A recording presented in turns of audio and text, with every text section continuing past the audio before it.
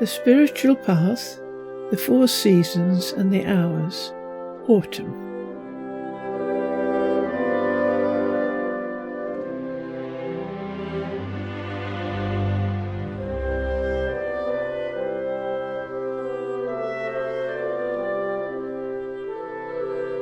The spiritual path is a series of stages whose purpose is to give you greater connectivity to heavenly help. The most common way that it is described is by using a 24-hour clock, which is then further divided into the 4 seasons: spring, summer, autumn and winter.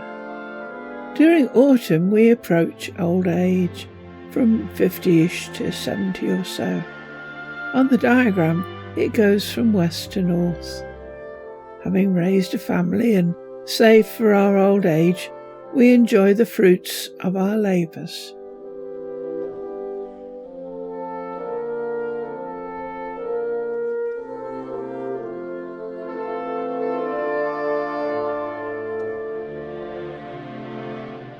We gradually retire and share our wisdom and time with others.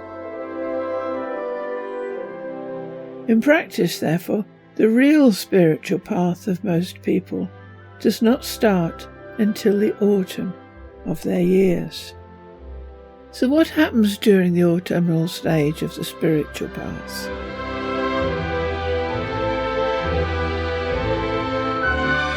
The calling. Whilst some retire to relax and look after their grandchildren, others may find themselves called. There are even people who know nothing of the spiritual, but who nevertheless find themselves on the path.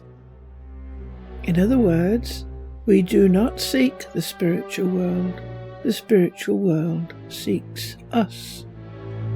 Occasionally because we have ignored our destiny, at other times because it is time for a change in our destiny.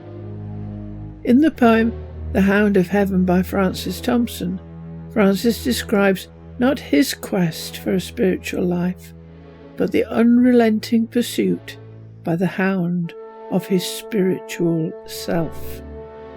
Dogged pursuit. Francis Thompson, The Hound of Heaven. I fled him down the nights and down the days. I fled him down the arches of the years. I fled him down the labyrinthine ways of my own mind, and in the mist of tears I hid from him, and under running laughter from those strong feet that followed after. The way they are called. The way people are called is often quite traumatic, a series of truly severe setbacks that force a person to re-evaluate their life. Divorce, the loss of a business, so bankruptcy for example, destruction of a home by fire or vandalism, financial traumas, loss of pension or investments, or a serious illness. The person may even have a near-death experience. If the website observations are any indicator, the biggest push by far comes from grief. Uncontrollable, heart-wrenching grief. Even then, not all who are called respond, despite having had the door of perception kicked open for them. There are some who still do not notice, and the door gradually closes again. But if they do set out, there is no going back. Then it is not a question of will they go along the path, but how far will they get? The tests. Before the spiritual process starts, there are tests to see if you are a fit candidate to continue. Shamans and heroes in particular appear to have to undergo a particularly severe testing process. Being a shaman or hero requires stamina, self-sacrifice, and enormous self-discipline. It is also dangerous. so they are tested to ensure they are psychologically able to cope. Those who proceed are then tested the whole time to make sure they can cope with the next stage, because it gets harder as you progress. No one is taken along the path unless they can cope with it or benefit from it. Learning. There are people who are called but never go beyond this stage. Sometimes they loop round endlessly, never quite grasping the lessons, or fooling themselves into thinking they are progressing, but achieving nothing. Sometimes it is because they can never quite give up their precious ego, their sense of their own rightness, their pride over their achievements. It would seem that the progress made is monitored by the invisible spiritual world, and a trainee unable to grasp the essentials or unable to meet the requirements goes no further.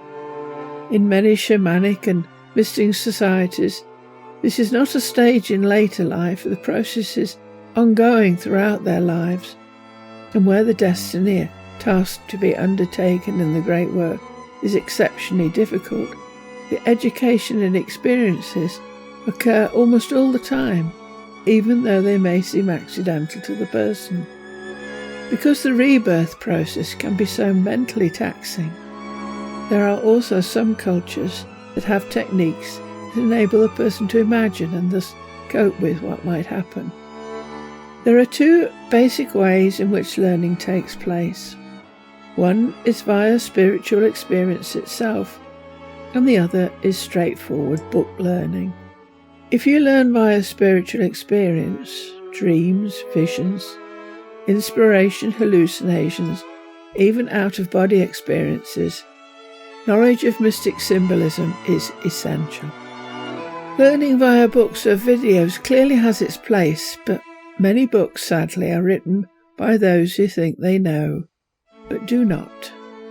Leaves lie, Rosie.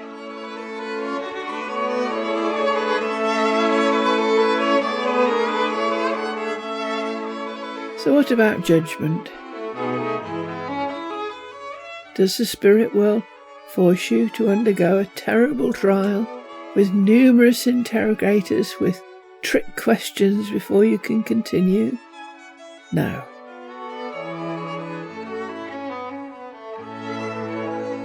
What happens may be better described as justice.